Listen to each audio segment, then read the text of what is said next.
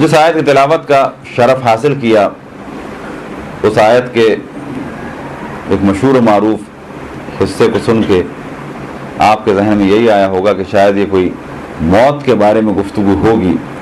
گو کہ انا للہ و انا الیہ راجعون کو عام طور پر موت کی خبر سن کر ہی پڑھا جاتا ہے، لیکن یہ جملہ کہ جسے جملہ استرجاع کہتے ہیں، جب بھی کوئی انسان غمناک خبر سنے، کوئی کسی بھی مشکل میں دوچار ہو، تو اس وقت بھی اس جملے کو پڑھنا چاہیے. یہ مخصوصاً موت کے لیے نہیں ہے، کیونکہ موت بھی ایک مشکل ہے تو اس میں پڑھ دیا جاتا ہے، پھر ہمارے یہاں تدریجاً یہ موت ہی سے منسوب ہو گیا. اس آیت کے شروع میں خداوند تبارک و تعالیٰ کا ارشاد ہے وَلَنَبْلُوَنَّكُمْ بِشَيْءٍ مِّنَ الْخَوْفِ وَالْجُوعِ وَنَقْصٍ مِّنَ الْأَمْوَالِ وَالْأَنفُسِ وَالثَّمَرَاتِ، اور ہم ضرور تمہارا امتحان لیں گے. کس کے ذریعے سے؟ خوف کے ذریعے سے، بھوک کے ذریعے سے، جانوں، مالوں اور ثمرات کے ضائع ہونے کے ذریعے سے. اور اے رسول تم بشارت دے دو ان صبر کرنے والوں کو کہ جب ان پر مصیبت آتی ہے تو وہ کہتے ہیں کہ ہم اللہ کے لیے ہیں اور اسی کی جانب واپس جانا ہے. اس آیت کی تفسیر میں پہلے تو یہ واضح ہو جائے کہ یہ آیت کسی مخصوص زمانے کی تو نہیں ہے، یہ خداوند تبارک و تعالیٰ کا وعدہ ہے انسانوں سے. پس جب سے انسان ہیں اور جب تک انسان رہیں گے ان سے خداوند تبارک و تعالیٰ کا خطاب ہے وَلَنَبْلُوَنَّكُمْ بِشَيْءٍ مِّنَ الْخَوْفِ، ہم ضرور تمہارا امتحان لیں گے. کس کا امتحان لیں گے؟ انسانوں کا. بس جب سے جناب آدم ہیں اور جب سے دنیا کا آخری انسان ہے اس وقت تک امتحان ہوگا. تو اس کا کوئی خاص زمانہ نہیں ہے، لیکن اسی آیت کے لیے روایتوں میں بیان ہوا ہے کہ اس کے مختلف مصادیق میں سے جو ایک مصداق ہے اور اس آیت کو جاری کیا گیا ہے خصوصاً ایک خاص زمانے میں، اور وہ ہے زمانہ ظہور.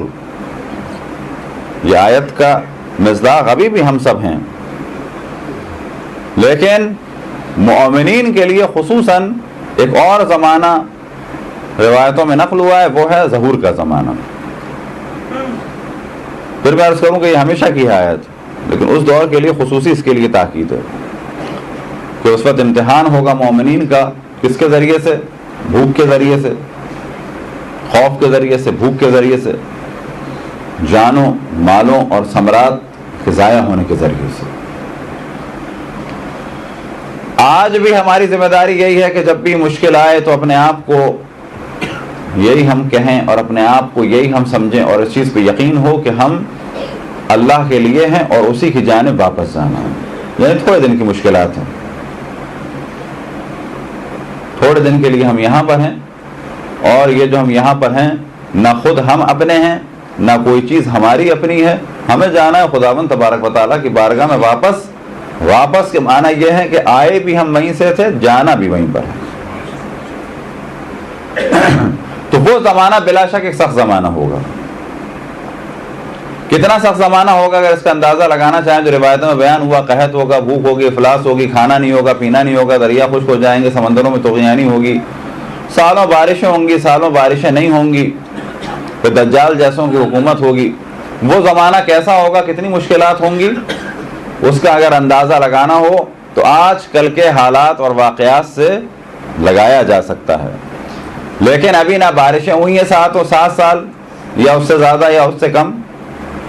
1 سال ہی بہت ہوگا لگاتار بارش ہو جائے تو. نتیجہ کیا ہوگا؟ زرخیز مٹیاں کھیتوں سے ختم ہو جائیں گی. اور اگر قحط پڑے پھر کیا نتیجہ ہوگا؟ زمین میں کوئی کیمیکل پرابلم ہو جائے، ری ایکشن ہو جائے، اور وہ ہوگا، سمندروں میں بھی ہوگا اور زمین میں بھی ہوگا. یہ جو ریڈیو ایکٹیو مادہ زمین میں دفن کیا جا رہا ہے کہیں نہ کہیں رنگ ضرور دکھائے گا. دفن ہوگا ایک جانب اور ہزاروں کلومیٹر وہ زمین میں پانی کے ذریعے سے پھیلے گا، ساری کی ساری زمینیں بیکار ہو جائیں گی. سمندروں میں ڈالا جا رہا ہے، وہاں بھی یہ پرابلم ہوگا. دنیا گرم ہو رہی ہے، گلیشیئر پگھل جائیں گے، نہریں ختم ہو، سمندر دریا ختم ہو جائیں گے، نہریں ختم ہو جائیں گی. کھیتی باڑیاں ختم ہو جائیں گی. لیکن اب یہ سب کچھ نہیں ہوا ہے. ابھی صرف اتنا ہوا ہے کہ انرجی کے ذرائع میں سے ایک ذریعہ کہ جو پیٹرولیم کہا جاتا ہے جسے، اس کی قیمتیں کچھ دن کے لیے اوپر ہو گئی تھیں. البتہ اس کو بھی مخصوص ایک سبب نہیں قرار دیا جا رہا کہ جو کچھ دنیا میں ہوا ہے اسی کی وجہ سے ہوا ہے. اب اس پر ساری دنیا میں اقتصادی مشکلات ہیں، لیکن یہ مشکلات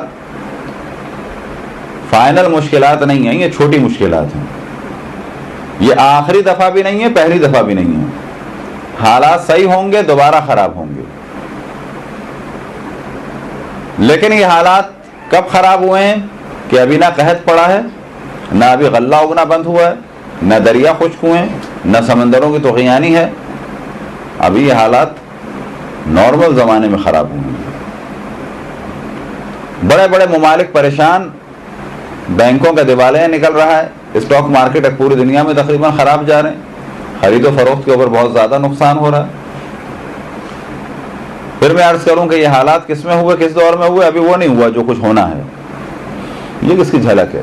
البتہ اس میں بھی خداوند تبارک و تعالیٰ کی ایک قدرت کا جلوہ نظر آتا ہے کہ ہم مومنوں کو اس پہ بھی شکر کرنا چاہیے اور خداوند تبارک و تعالیٰ سے دعا مانگنی چاہیے ہر حالات میں، اور اس کی بارگاہ میں سجدہ کرنا چاہیے کہ بڑے بڑے اقتصاددان، بڑے بڑے وزیر، بڑے بڑے ممالک، بڑے بڑے اقتصادی گروپ سب سر جوڑ کے بیٹھے ہوئے ہیں، لیکن نتیجہ نہیں نکل پا رہا. سالوں کی پلاننگ تھی، سب کی سب خراب ہو گئی. چائنا بھی پریشان، امریکہ بھی پریشان، یورپ والے بھی پریشان، مڈل ایسٹ میں بھی لوگ پریشان، ایشیا کے ادھر پارس والے بھی پریشان، مڈل ایسٹ والے بھی پریشان، اور یہ پاکستان، انڈیا والے چھوٹے ممالک بھی پریشان.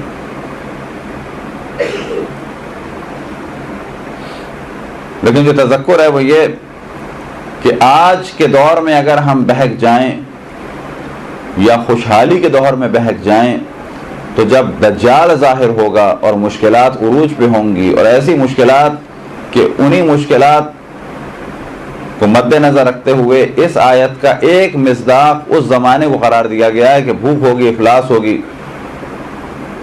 خوف ہوگا، بھوک ہوگی، افلاس ہوگی، مشکلات ہوں گی. بس آج کے دور میں خصوصاً نوجوانوں کے لیے گفتگو اور زیادہ تاکید سے کہ آج کے دور میں اگر وہ حرام حلال کا خیال نہیں رکھیں گے تو کل کیا کریں گے. اور پچھلی دفعہ بھی ظاہراً شاید ادھر ہی یا دوسرے گھر میں ہم نے اس موضوع کو بھی بیان کیا تھا کہ جو کیبل گھروں میں گانے بجانے چل رہے ہیں، فسق فجور چل رہا ہے. دجال کے جالوں میں سے ایک یہی گانے والے اور والیاں اور رقص اور موسیقی ہوگا. آؤ گانا گاؤ، آؤ گانا سنو. کب؟ کہ جب کھانے کو نہیں ہوگا تو اس کے پاس یہ عیاشیاں بھی ہوں گی. آج جب کھانے کو فراوان ہے اور حلال راستے کھلے ہوئے ہیں، آج اگر ہم ڈوب جائیں اس حرام میں تو کل تو بطور اولا ڈوبیں گے. آج جب کھانے کے لیے گانا سننا شرط نہیں ہے تو ہمارے یہاں 24 گھنٹے، ہم سے مراد نہ ہم اور آپ، یعنی اسی ہمارے کلچر میں تقریباً 24 گھنٹے گانے چل رہے ہیں، جبکہ جو کھانے کا دار و مدار گانے پہ نہیں ہے اور فلموں پہ نہیں ہے اور رقص اور موسیقی اور عیاشی اور فحاشی پہ نہیں ہے. آپ آٹا خریدنا چاہیں مل جائے گا، وہ یہ نہیں کہے گا پہلے گناہ کرو،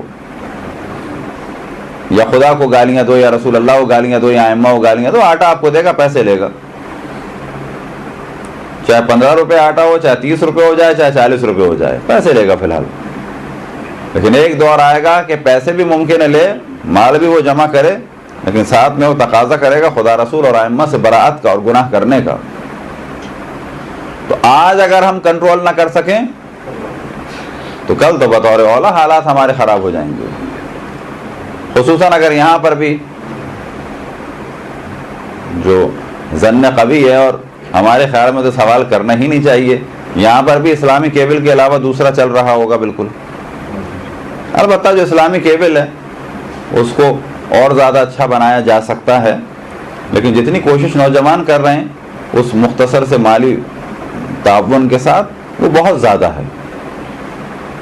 گو کہ سینسر کیا جاتا ہے، منچولی میں تھے وہاں بھی کیا جاتا تھا اور یہاں بھی کیا جاتا ہوگا، سولجر بازار میں بھی کیا جاتا ہے. ممکن ہے اس میں بعض دفعہ کوئی چیز آ جاتی ہو، نہ ہو پاتی ہو، کیونکہ سینسر کے معنی یہ ہے کہ اگر آپ کے یہاں 19 چینل ہیں، ہر وقت اس کو ایک آدمی دیکھ رہا ہو اور فوراً کاٹ رہا ہو، تو کبھی یہ بھی ہو سکتا ہے کہ وہ نہ دیکھ پا رہا ہو، کبھی یہ بھی ہو سکتا ہے وہ ٹوائلٹ چلا گیا ہو. کیوں کہ اتنے پیسے تو نہیں ہے کہ 19 آدمی رکھے جائیں، اتنے بھی نہیں ہے کہ 4 رکھے جائیں کہ 6 رکھے جائیں. تو اگر یہ رقص اور موسیقی اور گانے اور بجانے اور فسق و فجور اور عیاشی اور فحاشی کے اور عریانیت کے اور گناہ کے لیے تیار کرنے والے چینل اس محلے میں اگر آ رہے ہیں تو مومن کا کام ہے اس کو کاٹیں، ریجیکٹ کریں انہیں. اور اگر ان گناہوں میں شیعہ مبتلا ہیں تو اپنے آپ کو تیار کر لیں خدا رسول اور ائمہ سے جنگ کے لیے، وہ اللہ توبہ کریں، استغفار کریں، اس گناہ سے بچیں. اور اگر کیبل چلاتے ہیں تو حلال طریقے سے چلائیں. گانا بجانا، رقص موسیقی، فسق و فجور اگر ابھی کریں گے تو دجال کے زمانے میں کیا ہوگا؟ پھر یہ تصور کہ جی ہمارے گھر میں کیبل نہیں ہے تو بھی ہمیں ٹوکنا پڑے گا. کیوں ٹوکنا پڑے گا؟ کہ یہ جو لڑکے عیاشیوں کی فلمیں دیکھ کے اپنی عیاشی کرنا چاہیں گے تو اس وقت ہماری لڑکیوں کی جانب ان کی نگاہیں ہوں گی. جب فتنہ و فساد ہوگا تو وہ اس گھر کے لیے نہیں ہوگا جس گھر میں کیبل ہے، وہ فتنہ و فساد ہم سب کے لیے ہوگا. لڑکیاں بھی بگڑیں گی، لڑکے بھی بگڑیں گے. اس بگڑاؤ کا عالم یہ ہے کہ اگر آپ کوچنگ سینٹر کھولنا چاہیں، لڑکوں کا الگ لڑکیوں کا الگ نہیں چلتا، لڑکے لڑکیوں کو کھولنا چاہیں تو خوب چلتا ہے. یہ آپ کو تعجب ہوگا. آپ کہیں لڑکیوں سے کہ آپ کے لیے ٹیچر ہے الگ، ان کو بھی مزہ نہیں آتا. لڑکوں سے کہیں آپ کے لیے صرف لڑکوں کا ہوگا سیکشن الگ. ابھی ایک جگہ ایک ٹیچنگ اپنا کوچنگ سینٹر چل رہا تھا، ملا کے کامیاب چل رہا تھا. انہوں نے کہا کہ نہیں اب اچھا خاصا ہو گیا، لڑکیاں الگ کر دیں، لڑکے الگ کر دیں، ٹھپ ہو گیا. دوبارہ اعلان کیا کہ ملا کے ہے، دوبارہ چل گیا. البتہ مراد یہ نہیں ہے ہر کوچنگ سینٹر کے اندر یہی ہو رہا ہے، تھوڑی بہت پڑھائی بھی ہو رہی ہے لیکن اچھے خاصے حالات بھی خراب ہو رہے ہیں. اسی کے بعد موقع مل رہا ہے اپنی خواہشات کو پورا کرنے کا. اتنے آرام سے جہاں پر بات نہیں کی جا سکتی یہاں ذرا آرام سے بات ہو جاتی ہے. ایک موقع ہے میکڈونلڈ کو، KFC کو، مسٹر برگر کو اور باقی جتنے اس قسم کے ریسٹورینٹ ہیں دوپہر کو جا کے دیکھ لیجئے تو پتہ چلے گا ساری پڑھائیاں وہیں ہو رہی ہیں. شاید ہر کسی کے پاس ایک بیگ رکھا ہوا ہے، ہر میز کے اوپر جو ہے فقط 2 افراد ہیں، ایک مؤنث ہے ایک مذکر ہے. آخر زمانے کا جو اہم ترین حربہ ہے وہ رقص ہے، موسیقی ہے اور عریانیت ہے. لہذا آخر زمانے میں جو مشکلات بیان ہوئی ہیں ان میں سے ایک یہی ہے، عریانیت بڑی عروج پہ ہوگی. مرد اور عورتیں اپنی شہوت کو سر عام ظاہر کریں گے، عورتیں برہنگی ظاہر کریں گی، مرد برہنہ ہوں گے کھل کے. 1000 قسم کی روایتیں کہ جس میں بہت زیادہ تاکید ہے. ایک تو گانے والوں کا اور والیوں کا بڑا زور ہوگا، خصوصاً والیوں کا زیادہ زور ہوگا. لہذا پہلے بھی ہم مثال دے چکے کہ آج اگر آپ عیسائی یا یہودی یا سکھ یا بدھسٹ یا کنفیوشس یا ہندو، پھر مسلمانوں میں شیعہ یا سنی، دیوبندی، بریلوی، کسی کے بھی مذہب یا دین کے عالم دین کو اتنا نہیں ملتا ہوگا جتنا ایک گانے والی کو ملتا ہے.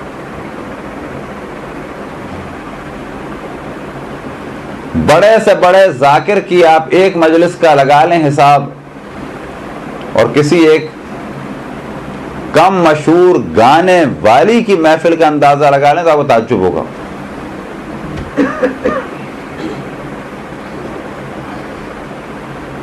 تو بعض جگہ معاہدہ یہ ہوتا ہے کہ اتنے لاکھ ایک رات کے گانے کے، اور بعض جگہ معاہدہ یہ ہوتا ہے کہ جو پیسے نچھاور ہوں گے اس کا کوئی حساب نہیں ہے، وہ تو ہیں ہی ہمارے.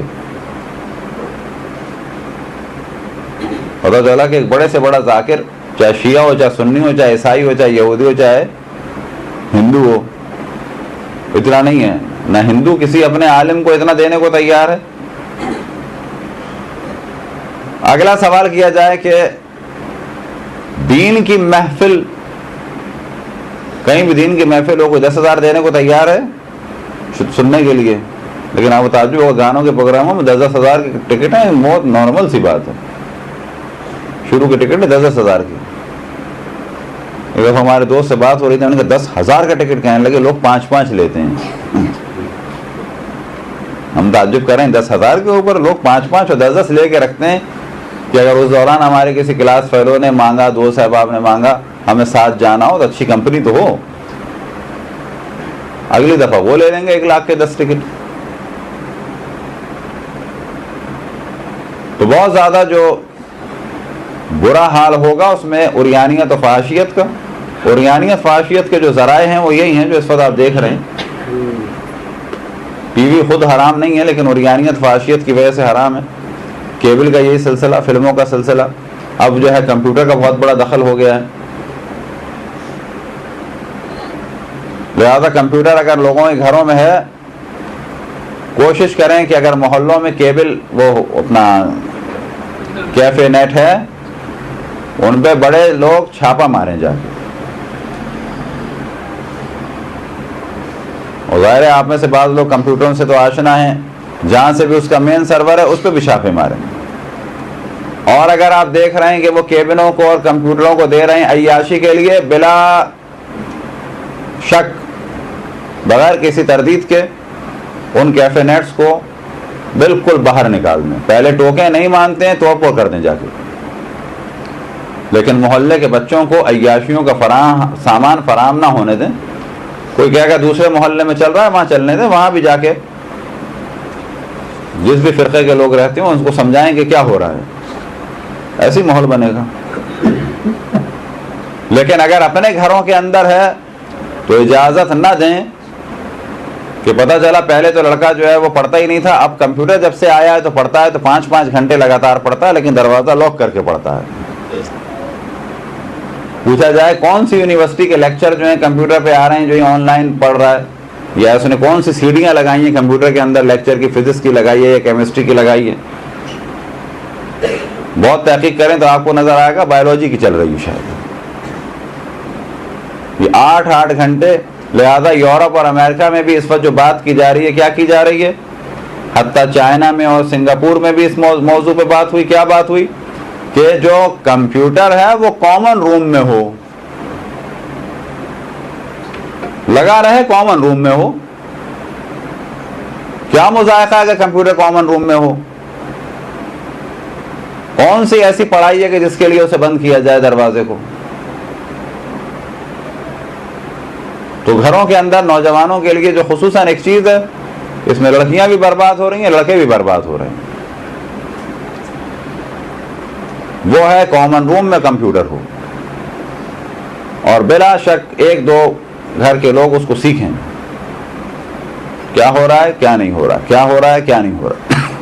تو جتنا میڈیا بڑھتا چلا جا رہا ہے وہ نیگیٹو زیادہ یوز ہو رہا ہے بجائے پازیٹیو یوز ہونے کے. خود میڈیا بے نفس ہی حرام نہیں ہے. انٹرنیٹ یا کمپیوٹر یا ٹی وی یا ریڈیو یا فلم یا کیبل یا ڈی وی ڈی یا وی سی آر، جتنے آلات ہیں بے نفس ہی حرام نہیں ہے. اگر اس کا استعمال حرام ہو تو حرام ہے، لیکن آخر زمانے میں یہ استعمال حرام میں زیادہ ہوں گے. اور شاید یہی وجہ ہے کہ عریانیت و فحاشیت و فسق و فجور یہ آخر زمانے میں بہت زیادہ ہوں گے. زیادہ ہونے کے بعد جو ایک نتیجہ نکلے گا کہ جو آخر زمانے میں بہت زیادہ ہے، اور اس کی مختلف وجوہات ہوں گی، لیکن ایک وجہ شاید یہ ہو، اور بلا شک یہ ہے ایک وجہ، کہ آخر زمانے میں طلاقیں بھی زیادہ ہوں گی. اور یہ آج عالم ہے کہ طلاقیں بہت ہو رہی ہیں، پوری دنیا میں بہت ہو رہی ہیں، شیعوں میں بھی بہت ہو رہی ہیں، سنیوں میں بھی بہت ہو رہی ہیں. مولویوں کے پاس بھی فائلیں بھری پڑی ہیں، کورٹ میں بھی فائلیں بھری پڑی ہیں.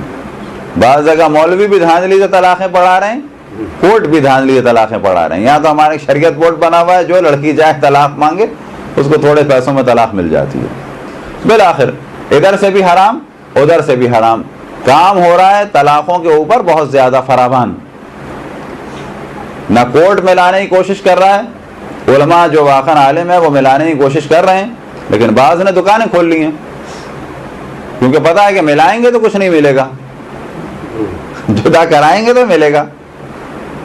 تو آخر زمانے میں طلاقیں عروج پہ جا رہی ہیں. ایک مسئلہ آپ ذہن میں رکھیں، اگر کہیں مرد طلاق نہیں دے رہا ہے اور بیوی کسی سے طلاق لے رہی ہے، کوئی بھی مولوی دے رہا ہے، تو نہ سمجھیں کہ آپ کے گھر کی عورت کو بڑے آرام سے نجات مل گئی، بلکہ بعض دفعہ وہ پھنس جاتی ہے. پھنس یوں جاتی ہے کہ پہلی سے طلاق صحیح نہیں ہے، دوسری سے اگر نکاح کیا جائے گا تو وہ حرام ہے.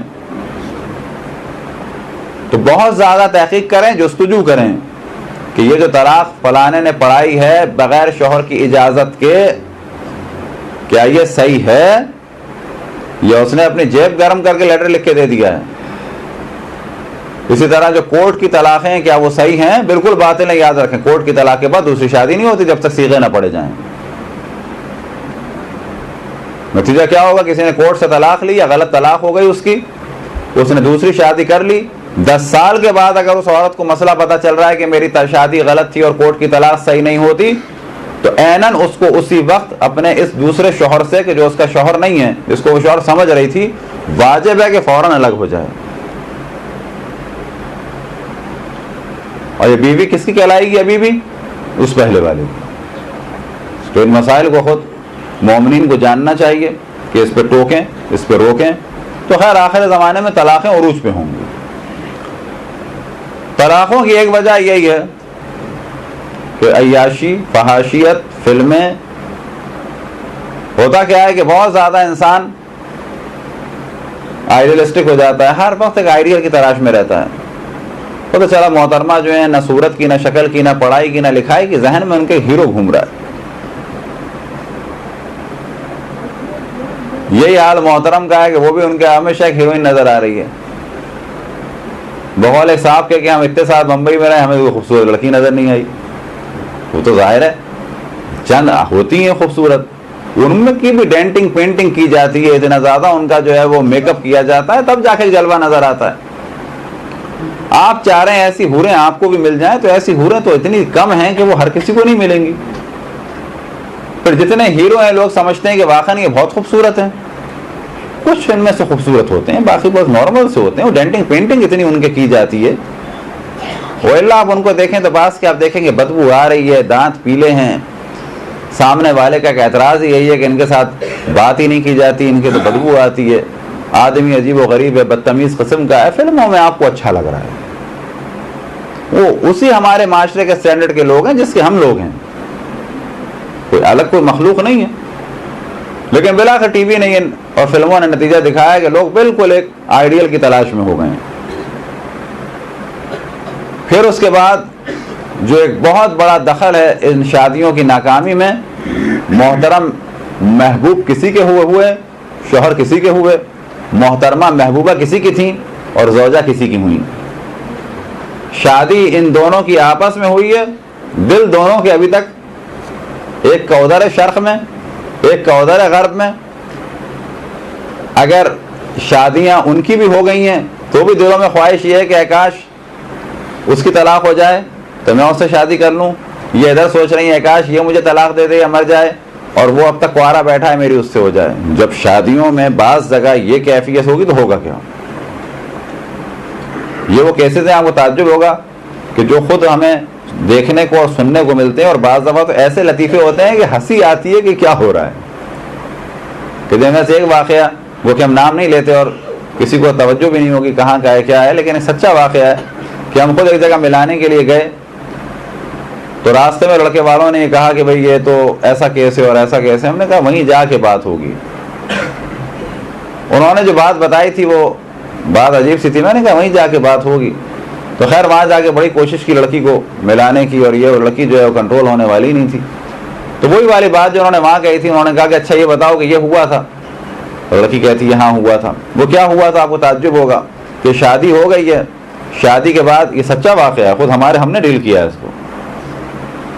شادی ہو گئی ہے، شادی کے بعد محترمہ ملک سے باہر گئی ہیں. اس کے بعد وہاں جانے کے بعد جو ولیمہ ہوا ہے اس سے پہلے ایک مجلس ہے یا بالآخر کوئی ایک تقریب ہے، اس میں دعا ہوئی ہے. دعا میں وہ اپنی نند کی اور جیٹھ کی بیٹیوں سے اور خاندان کی جو اور بیٹیاں ہیں ان کے تقریباً ہم عمر ان سے کہتی ہیں اور خواتین سے کہتی ہیں محترمہ جو یہاں سے گئی ہیں کہ دعا کرو. تو لوگوں نے کہا کیا دعا کریں؟ کہ دعا کرو مجھے میرا محبوب مل جائے. یہ والی بات جب لڑکے والوں نے ہم سے کہی تھی گاڑی میں تو ہم نے کہا نہیں ابھی اس وجہ سے کوئی بات نہ کریں، وہاں جا کے مل کے بات ہوگی. جب انہوں نے پوچھوائی تو خود ہم دنگ رہ گئے کہ ہاں میں نے کہا تھا. شادی ہو کے پہنچی ہیں, دعا کر رہی ہیں محبوب مل جائے. وہ داستان نہیں ہے, کسی کا سنا ہوا نہیں ہے, خود ہم اس میں تھے. ایڑی چوٹی کا زور لگا دیا, لڑکی دوبارہ پلٹنے کو تیار نہیں. وجہ کیا ہے؟ فلموں کی زندگی سروں کے اوپر مسلط ہوئی ہے, پاک دامنی اور عفت کم ہو رہی ہے. لڑکے اور لڑکیاں اتنے لڑکے لڑکیوں کو دیکھ چکے ہوں گے کہ اب ایک کے اوپر قناعت نہیں کریں گے. یہ ہوگا اب. آپ کہیں گے جی ہمارے یہاں نہیں ہوتا, آپ کیا نہیں ہوتا ہوگا؟ ابھی نہیں ہو رہا, ابھی نہیں ہو رہا ہوگا, بالآخر ہوگا. کیوں کہ جس یورپ کی ہم تقلید میں اور جس یورپ کی ہم اطاعت میں چل رہے ہیں وہاں تو ہو رہا ہے. یہ یورپ امریکہ میں ویسٹرن کنٹریز میں تو ہو رہا ہے اور ہم وہیں جا رہے ہیں. اگر آپ سوچتے ہیں کہ ایسا پاکستان میں نہیں ہو رہا ہے تو اس کا مطلب ہے آپ پاکستان میں نہیں رہتے ہیں. اگر آپ سوچ رہے ہیں پورا پاکستان جعفر طیار ہے تو یہ آپ کی نادانی ہے. یہاں پر اگر سب شیعہ ہیں اور درس و دروس چل رہے ہیں تو نہ سمجھیں کہ یہ سارا پاکستان ایسا ہے, سارا کراچی ایسا ہے. نا, اس وقت وہ کام ہو رہے ہیں کہ انسان دنگ رہ جائے. اس وقت اسی کراچی میں بعض جگہ جو گھروں کے نقشے بن رہے ہیں تو اس کے اندر باقاعدہ پوچھا جا رہا ہے کہ بار کہاں بنائیں گے, اور بار بن رہی ہے شیعوں میں بھی سنیوں میں بھی. پوچھا جا رہا ہے اسنوکر کی ٹیبل کہاں لگائیں گے, اس کے ساتھ ایک بار کی جگہ ہوگی, ہاں ہوگی. بار ڈیزائن ہو رہا ہے. اس وقت آپ بڑے فرنیچر والوں کے جائیں تو باقاعدہ شراب کی الماریاں, اسکیلریز وغیرہ بن رہی ہیں. مکی مسجد کے پیچھے آپ جائیں, سامنے بہت بڑی اچھے جسے کہا جائے اسٹینڈرڈ کی فرنیچر کی دکان ہے. کچھ دن ہم پہلے گئے, ہر دکان میں تقریباً ایک شراب کی وہ تھی. ہم نے جن کی دکانوں پہ کہا نصیحت بھی کی, آپ کام کیوں کر رہے ہیں؟ ایسی ڈیمانڈ ہے. ہم نے کہا آپ ڈیمانڈ ہے, ایسا کام کیوں کر رہے ہیں حرام؟ تو انہیں سمجھا سکتے سمجھایا, بالآخر سنیوں گے بھی تو حرام ہے. تو یہ سلسلہ اب یہ ہم سمجھتے ہیں کہ اب ہمارے یہاں شراب فی الحال نہیں ہے تو آئندہ بھی نہیں ہوگی, تو یہ نادانی ہے. ابھی آپ اور ہم بوڑھے ہوں گے, ہماری اولاد ممکن ہے کسی کمپنی کی ڈائریکٹر ہوگی تو اس کے ڈرائنگ روم میں شراب ہوگی. آپ اور ہم 70 سال کی عمر میں شاید اس پہ کنٹرول نہیں رکھ سکیں گے. ہم محتاج ہوں گے کسی جگہ رہنے کے, اس نے ہمیں رہنے کی جگہ دی ہوئی ہوگی ہماری اولاد نے, اور جو اس کا آفس ہوگا وہاں شراب چل رہی ہوگی. یہ اس وقت کراچی میں ہو رہا ہے, لیکن یہ سلسلہ ابھی کم ہے, یہ بڑھتا چلا جائے گا, بڑھتا چلا جائے گا, بڑھتا چلا جائے گا. اس وقت بعض لوگوں کے یہاں جو اپنے آپ کو بزنس مین و تاجر کہتے ہیں اور وہ کہ دیندار ہیں, دیندار سے مراد نمازیں بھی پڑھتے ہیں, شیعہ بھی ان میں سے ہیں, سنی بھی ان میں سے ہیں, گھروں میں روزے بھی ہوتے ہیں, افطار پارٹیاں بھی ہوتی ہیں, مجالس بھی ہوتی ہیں, لیکن آپ کو تعجب ہوگا کہ ان کے آفس میں بھی شراب کے لیے مخصوص جگہ اور گھر میں بھی شراب کے لیے مخصوص جگہ ہے. یہ ہم خود دیکھ چکے ہیں. شیعہ سید نمازی زیارتوں پہ جانے والے, لیکن کہتے ہیں بزنس میں تو یہ ضروری ہے, بزنس مین آتے ہیں, ہم کہاں سے لائیں, یہ ہمارے ضروری ہے. اگلا مرحلہ کیا ہوگا, گھروں کے اندر پینا بھی شروع کیا جائے گا. ابھی وہ دروازہ بند کر کے پی رہے ہیں. اولادوں کو پتا ہے کہ اندر فریج کیوں ہے, اندر برف کیوں ہے, اندر کے گلاس کیوں ہے, سب اولادوں کو پتا ہے. آج اولاد 18 سال کی ہے, نہیں پی رہی ہے تو کیا مطلب, کل یہ 28 کی اور 38 کی ہوگی تو نہیں پیے گی. بڑھتا جا رہا ہے. تو آخر زمانے میں شراب بھی ہوگا عروج پہ, شراب عروج پہ ہوگی. شراب کی دکانیں کثرت سے ہوں گی. اس وقت مسلمان ممالک میں اگر دیکھا جائے تو شاید ایران اور ایک سعودی عرب, ایک آدھ ملک ایسا ہے جہاں شراب پہ پابندی ہے. وہ اللہ دبئی اور یو اے ای میں چلے جائیں, ہر جگہ شراب ہے, فراوان ہے شراب. حتیٰ بھی چند سال سے تو عالم یہ ہے کہ شراب خانے ماہ رمضان میں بھی کھل رہے ہیں, حتیٰ دن میں کھل رہے ہیں. اور وہ کہہ رہے ہیں کہ جس کو مسجد جانا ہے مسجد جائے, ہم نہیں روک رہے. جس کو نائٹ کلب جانا ہے نائٹ کلب جائے, جس کو شراب پینی ہے شراب پیے, ہم زبردستی تو نہیں منہ میں ڈال رہے. یہ بات کھل کے ہونے لگی. پاکستان میں اس وقت کراچی میں عالم یہ ہے کہ 30-40 شراب کی دکانیں چل رہی ہیں, اور سپاہی صحابہ اور لشکر جھنگوی کو آپ میں سے کوئی بھی اگر میل ویل کرے ان کی ویب سائٹ پہ جا کے کہے کبھی ان پہ بھی دھماکے کیا کرو شراب کی دکانوں پہ. سارے دھماکے تمہیں شیعوں بھی نظر آتے ہیں کہ شراب تمہارے مذہب میں جائز ہے, جو بھی تمہارا مذہب ہے, کیونکہ تو سنی تو نہیں ہو, سنیوں میں تو حرام ہے, تم سنی نہیں ہو اس کا مطلب ہے. تو یہ سلسلے بڑھتے چلے جائیں گے, کنٹرول نہیں ہوں گے.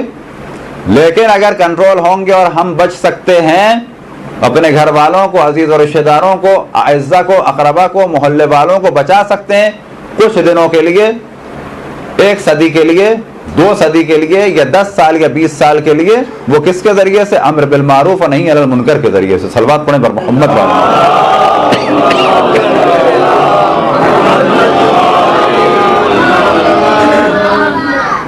طلاقوں کی ایک اور وجہ جو بہت زیادہ اہم ہے, خواتین کی مادی توقعات بہت بڑھ گئی ہیں.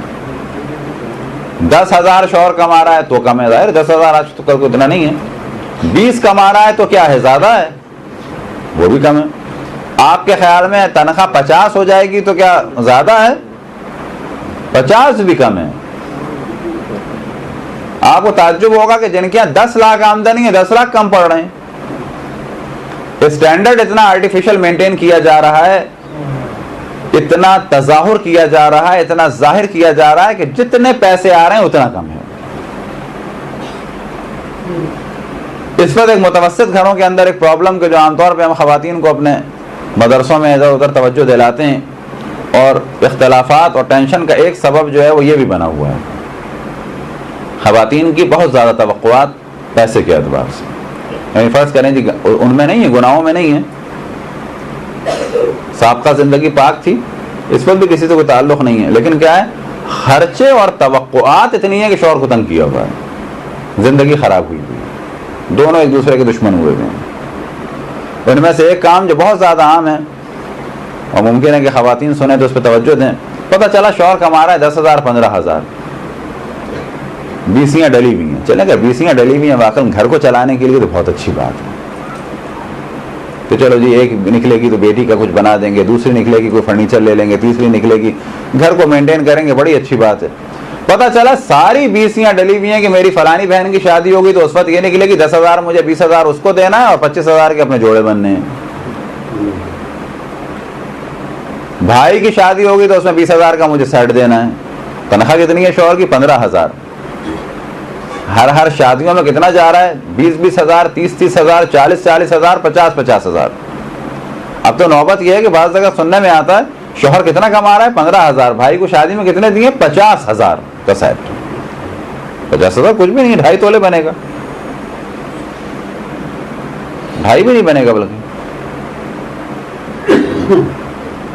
کیا سوچ کے دیا جا رہا ہے؟ اپنے بچوں کی فکر نہیں ہے, اپنے شوہر کی فکر نہیں ہے. صبح 6 بجے وہ اٹھتا ہے, 8 بجے آفس پہنچتا ہے, رات کو دوبارہ 8 بجے سے یہاں گھر پہنچتا ہے, وہاں 1000 سیاسی مشکلات آفس کی برداشت کرتا ہے, اس کے بعد خون پسینے کی کمائی لے کے آتا ہے. تو یہ ان چیزوں میں جا رہی ہے. بھائی بہن اہم ہے, یہ عورتوں کا بہت پرابلم اس وقت بڑھتا چلا جا رہا ہے. ہم و غم بھائی بہن, ہم و غم ماں باپ, ہم و غم اپنا گھر. بہت زیادہ طلاقوں کا جو رجحان آ رہا ہے, جواب مل رہا ہے وہ یہ ہے. ابھی آپ کو تعجب ہوا, جو ٹیکسی میں ہم آئے, بچی اس کے ساتھ بیٹھی تھی. ابھی جنہوں نے ہم سے دعا کا بھی کہا تھا, انہوں نے آپ نہیں کہا تھا شاید, بچی ساتھ بیٹھی تھی. تو خود وہ بولا کہ بچی میرے ساتھ رہتی ہے, یہاں سے وہ ہوا, میں اس کو لے کے چلتا ہوں. کیا ہوا پرابلم؟ سسر صاحب پہ اعتماد کیا, پلاٹ مل کے لے لیا, وہ پورا مار کے بیٹھ گیا, بیوی اس میں شامل. اس سے پہلے کیا ہوا, موصوف ٹیکسی چلانے والا کہتا ہے کہ وہاں سے میں اپنی زمینیں بیچ کے آیا, پنجاب میں جو آخری بچی تھی 2,90,000 گھر پہ رکھے کہ اس سے گھر بنوائیں گے, جو زمین مل کے لیے آدھے کے ہم بنوائیں گے. پتہ چلا 2,90,000 بہن کی سالی کی شادی ہوئی, سالے کی شادی ہوئی, اور بڑی سالی کی بیٹی کی شادی ہوئی, 2,90,000 والسلام. یعنی عورت کو فکر ہی نہیں ہے کہ میرا شوہر اس پر ٹیکسیاں چلا رہا ہے, عورت کو فکر ہی نہیں ہے کہ ہمارا گھر نہیں ہے. سارا ہم و غم یہ ہے کہ جو آرٹیفیشل زندگی گزر رہی ہے, یہ جو ایک دن کی شادی ہے, اس میں مجھے 50,000 خرچ کرنے ہیں. ایسی 10 اور 20 شادیاں ہوں گی اور پھر ہوتی چلی جائیں گی. نہ اپنی فکر, نہ اپنے شوہر کی فکر, نہ اپنے بڑھاپے کی فکر, نہ اپنے بچوں کی تعلیم کی فکر, نہ اپنی شادیوں کی فکر. حتیٰ بعض خواتین تو یہ کہتی ہیں کہ ہم نے خود سنا ہے کہ ہم نے اتنا دیا ہے اپنی بہنوں کو, بھائیوں کو, بھانجوں کو, اور بس اب ہماری بچی کی شادی ہوگی تو ہمیں تو زیور بنانے کی ضرورت نہیں, سب واپس آ جائے گا. پتہ چلا اپنی بچی کی شادی ہوئی, کسی نے کچھ نہیں دیا. یہ ہم نے بعض کو روتے ہوئے دیکھا ہے کہ ہم تو اسی اس میں تھے کہ ہم نے اپنی فلانی سالی کو وہ دیا تھا اور فلانے سالے کی شادی کرائی تھی اور فلانے کا یہ کرایا تھا اور فلانے کا یہ کرایا تھا, اب ہمیں تو یہی تھا ہماری بچی کی شادی ہوگی تو اتنا اتنا تو آئے گئی, پتہ چلا کسی نے کچھ نہیں دیا. ہر آدمی نے حقیقت پسندی سے سوچتے ہوئے 500 یا 1000 پکڑا دیے کہ ہمارے حالات تو اجازت نہیں دیتے, آپ کے حالات اجازت دیتے تھے, آپ نے ہمیں دے دیا تھا, ہمارے حالات فی الحال اجازت نہیں دیتے.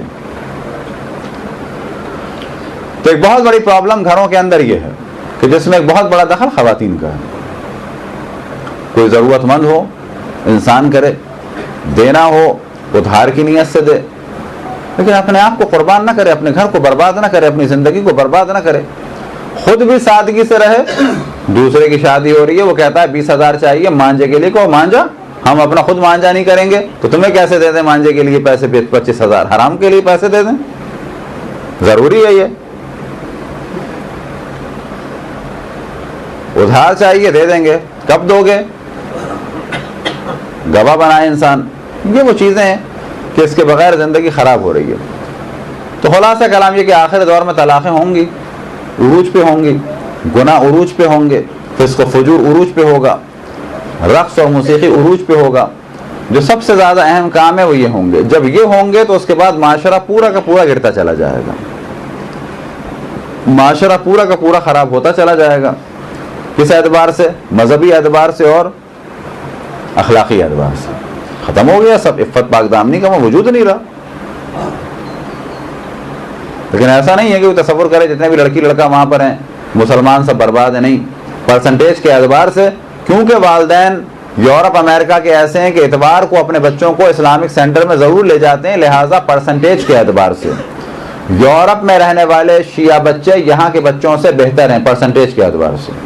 وجہ کیا ہے؟ وجہ یہ نہیں یورپ اچھا ہے, وجہ یہ ہے کہ والدین ہفتے میں ایک دن اپنے بچوں کو اسلامک سینٹر لے جاتے ہیں, اور دوسری وجہ یہ ہے کہ وہ سارے سال جو علماء ہیں ان کے درس و دروس چلتے رہتے ہیں. ہمارے یہاں آپ کو بہت سارے ایسے بچے ملیں گے جو 365 دن ایک دن بھی مدرسے نہیں جاتے ہیں, اور اگر جاتے ہیں تو محرم میں مجلس جاتے ہیں, اور ایسی مجلس میں جاتے ہیں جس میں کچھ بھی نہیں ہوتا ہے. تو نتیجہ کیا ہے کہ پرسنٹیج کے اعتبار سے یورپ اور امریکہ میں بچے رہنے والے پاکستان کے اور انڈیا کے بہتر ہیں یہاں کی نسبت. 100 سال پہلے, 200 سال پہلے, 250 سال پہلے اور چلے جائیں, کیونکہ ان کے ظاہر 100 سال پہلے بھی کم ہو گیا تھا بہت, 200-250 سال پہلے چلے جائیں تو ان کے اس زمین تک کے اسکرٹ تھیں, میکسیاں تھیں, آستینیں ان کے یہاں ہوتی تھیں, گلے ان کے بند ہوتے تھے, ایسے کالر ہوتے تھے, اور جب نکلتی تھیں تو ایک ٹوپا سر کے اوپر پہنتی تھیں اور ایک چادر نما چیز تھی چنٹوں والی جس کو یہاں باندھتی تھیں. 250 سال پہلے, 200 سال پہلے, 150 سال پہلے. ابھی بھی آپ گاؤں دیہات میں جائیں اوریانیت کم ہے.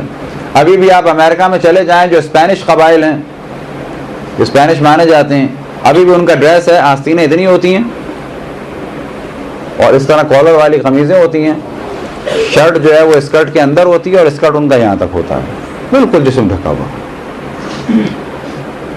ہمارے یہاں ایک زمانہ تھا خواتین پردوں میں تھیں, بے پردگی شروع ہوئی. پہلے میراسیں گاتی تھیں, اب گھر کی خواتین گانے لگیں. پہلے جو ہے وہ غلط خاندان کی لڑکیاں فقط ہیروئن بنتی تھیں, تدریجاً دور آیا کہ اب تو شرفا خاندان کی زیادہ ہیں, کیا شیعہ کیا سنی. لیکن یہ دھماکے کہاں سے شروع ہوئے آپ کو تعجب ہوگا. خود انڈیا کے اندر ایک بہت بڑا دھماکہ تقریباً 70 سال پہلے, 60 سال پہلے ہوا, کہ جس میں پورا علی گڑھ ہل کے رہ گیا تھا. آپ کو تعجب ہوگا, یہ شاید بعض بزرگوں کو پتا ہو کیا ہوا تھا.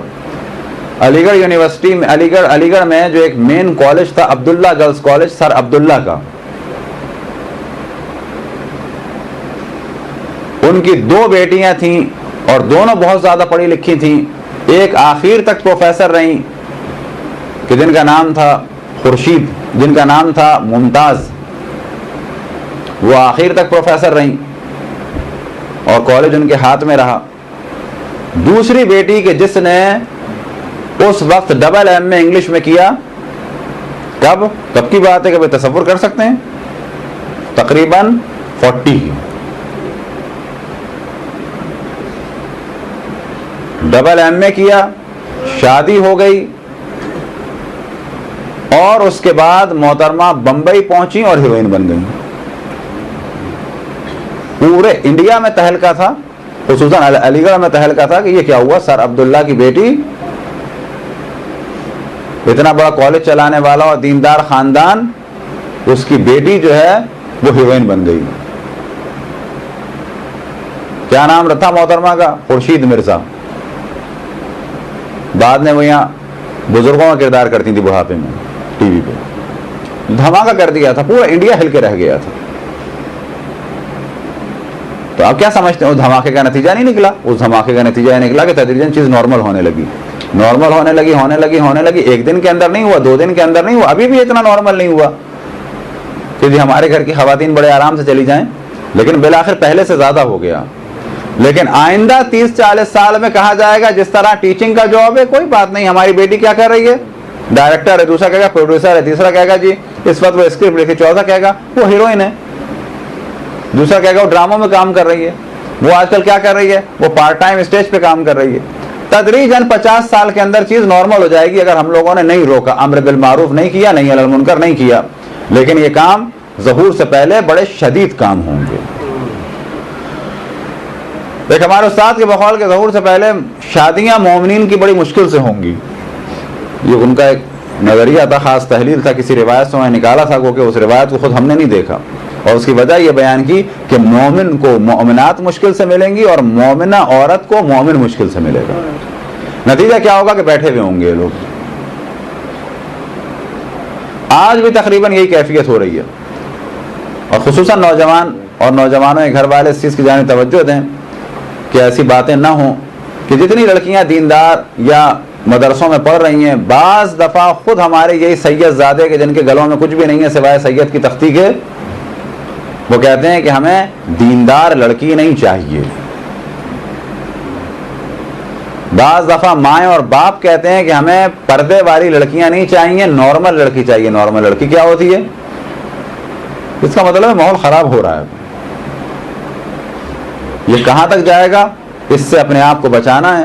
قرآن مجید میں خداوند تبارک و تعالیٰ کا حکم ہے، یا ایھا الذین آمنوا قوا انفسکم واہلکم نارا، اے ایمان والوں اپنے آپ کو اور اپنے گھر والوں کو جہنم کی آگ سے بچاؤ.